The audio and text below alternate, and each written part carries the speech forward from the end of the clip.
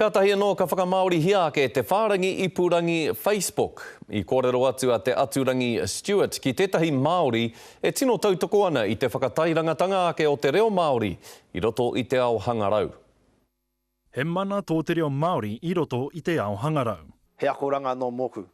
I reiro hoki e tei kupu kāri pē mōhio. Me te kiti atu i ngā kupu whakamahia hei whakamārama mai i ngā āhuatanga Pākehā. He kai whakaako a ia ki te wānanga aronui o Tāmaki Makaurau.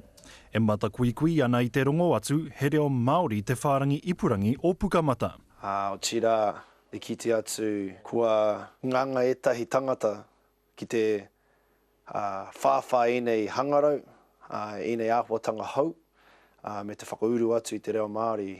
Nā te ahorangi a Kevin Scannell te whakaaro kia whakamāori, i oti te mahi nei i roto i te whā marama. E tautoko hia ana e tēnei kaiako kia reo Māori a Iana Tauira me te hunga mātātahi.